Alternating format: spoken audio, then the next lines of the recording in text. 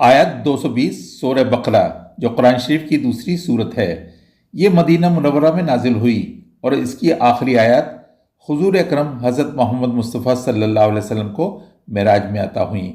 और इन दो आयत के फ़ज़ाइल हदीस मुबारक में बहुत आए हैं। लोग आप सल्लल्लाहु अलैहि वसल्लम से दुनिया और आखिरत और यतीमों के बारे में सवाल करते हैं। फरमा दीजिए कि तुम्हें तदब्बुर इख्तियार करने की दावत इस्लाम देता है और दुनिया के बारे में भी गौर व फिक्र की दावत देता है। इस्लाम ये नहीं कहता कि पेट का हक अदा ना करो, चिल्ला काटो, वीरानों में निकल जाओ, बल्कि वो तो इल्म हासिल करने पर जोर देता है। तो शादी ब्याह के मामलात भी बताता है, बीवी और बच्चों, माँ बाप, रिश्तेदार, पड़ोसियों और गुरबा के हकूक़ के बारे में भी जिक्र करता है और उन्हें ऐसन तरीके से निभाने का हुक्म देता है।